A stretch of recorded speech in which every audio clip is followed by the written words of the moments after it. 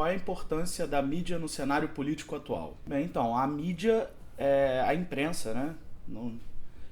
Ela serve para levar a informação, o fato, da maneira mais crua possível até a população em geral. Você tem 1 milhão de artifícios para fazer isso. Você pode utilizar um artigo mais opinativo, uma coluna, você pode ter uma matéria dura, que aí você mostra mais o fato. Porém, a gente observa que as manchetes hoje em dia, elas sempre pendem para alguns eufemismos e algumas palavras que já vêm carregadas de significado anterior àquele fato. Então essas palavras são escolhidas de maneira muito certa. E também, muito certa não, né? Muito capciosa. E também as fotos que acompanham as matérias, ou toda a semiótica envolvida, né, a correlação entre os signos e os símbolos ali dentro, elas te contam uma história muito além daquelas palavras ou daquele... Às vezes um arranjo de palavras, uma certa posição, tem um significante completamente diferente de se eu trocar essas palavras de lugar. Então, a importância da mídia é levar essa informação da maneira mais simples, mais crua possível até o cidadão, mas sempre procurando o maior número de fatos possíveis. Infelizmente, não é só isso que ela faz. A mídia também tem uma importância de formação de opinião.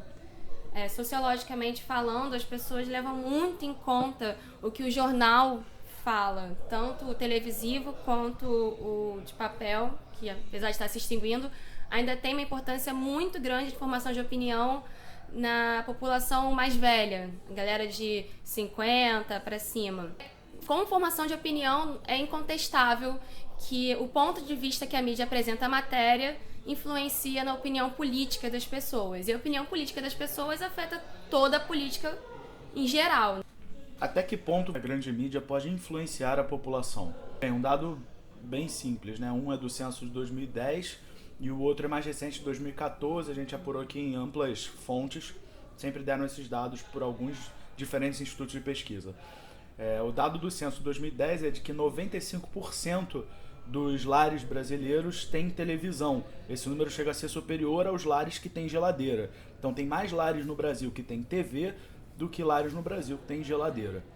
Enquanto a internet chega a 50% dos lares. A gente sabe que a internet é o local onde você tem uma maior diversidade de opiniões e onde o conteúdo, a formação de bolhas é muito mais latente.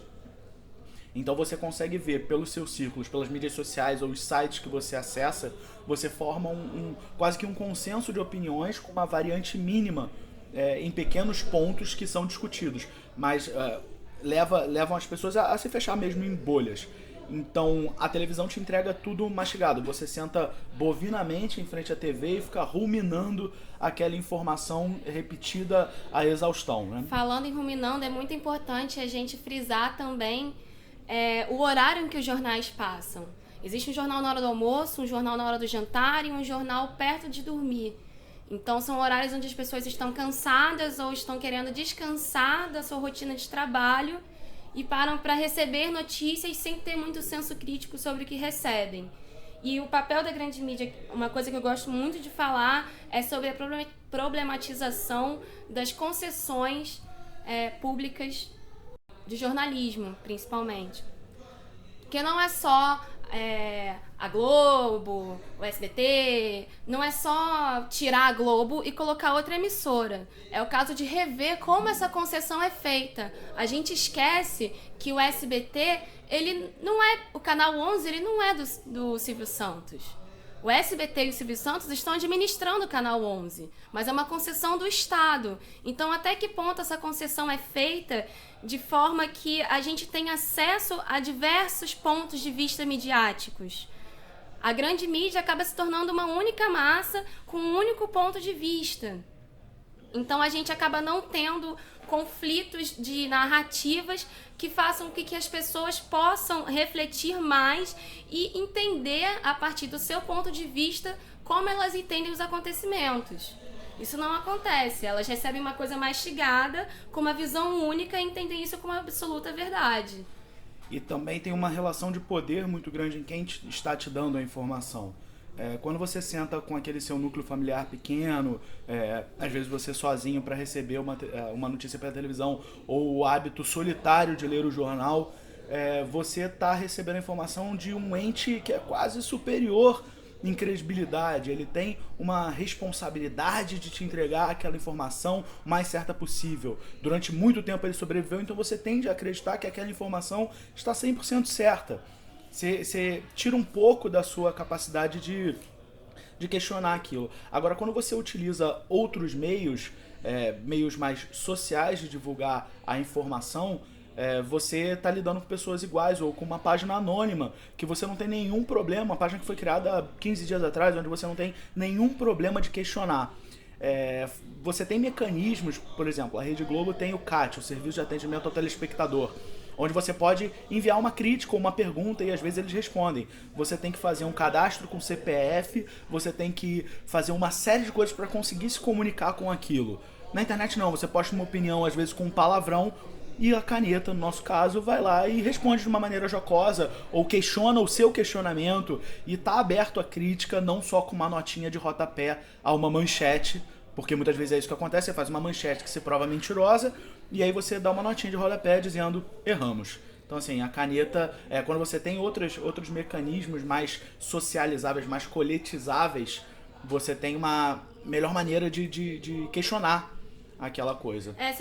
Essa hierarquia imposta pela mídia de massa, ela é fundamental para que a narrativa da mídia de massa seja tida como a principal verdade dos acontecimentos para a população em geral. É muito difícil uma pessoa desconfiar de uma empresa que tem mais de 50 anos no ramo de comunicação e é considerado o maior jornalismo do país, um dos maiores da América Latina. É muito difícil uma pessoa questionar isso, além de todos esses mecanismos de difícil acesso a essa mídia. Então, eu acho que é uma influência muito direta e muito certeira da grande mídia em cima da opinião geral. E quem já tiver entrado em alguma redação de um grande jornal vai perceber a uniformidade entre as pessoas que criam aquele conteúdo. Se você entrar numa grande redação, você vai ver que são pessoas que pertencem a uma mesma bolha. E são essas pessoas que estão responsáveis por entregar a informação a todo o resto. As grandes mídias, né, as mídias de massa, elas têm, além do chefão, né, daquela ideia do dono do jornal e tal, que é um cara rico e pertence, obviamente, a uma classe muito seleta, você tem os trabalhadores médios daquele jornal que fazem o dia a dia, que também pertencem a uma elite, ainda que seja uma elite intelectual. Hoje você tem um acesso maior à universidade, mas isso não se... de qualidade. E você não... Você tem essa você ainda tem essa disparidade. As pessoas que se formam na universidade ainda são um percentual muito baixo da população.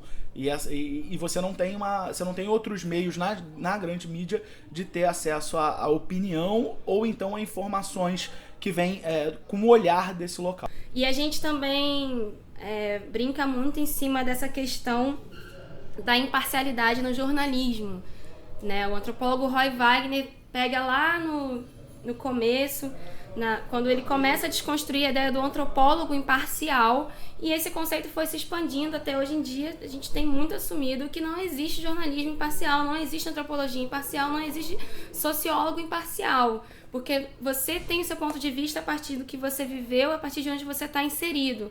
Então, do ponto de vista antropológico, vamos supor que eu aqui, brasileira, vá pesquisar uma cultura africana lá em Angola.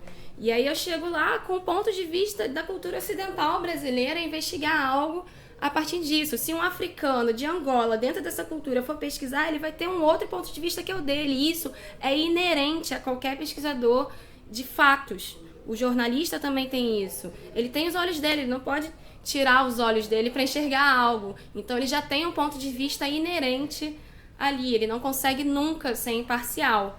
Então, partindo desse pretexto, a gente não tem nenhuma pretensão de ser imparcial, ou, nossa, estamos mostrando aqui a verdade. Não, a gente só está dizendo que, olha, esses caras têm um ponto de vista que eles não assumem. E a gente tem um outro ponto de vista que estamos assumindo aqui, inclusive. Lembrando que o seu olhar ele já é editado, né? Para onde você escolhe olhar, o que você escolhe prestar atenção, a foto, o enquadramento que você vai escolher na foto, o ângulo que você vai pegar no áudio, para onde você vira o microfone, o que você escreve para relatar aquele fato, já é uma edição. E isso sempre vai passar por um mínimo etnocentrismo que você não vai conseguir se desvencilhar de toda a formação que te levou até ali. Então tudo isso já vai estar dentro do seu texto, dentro da sua manchete, dentro da sua foto, do seu vídeo, da sua matéria, da sua entrevista.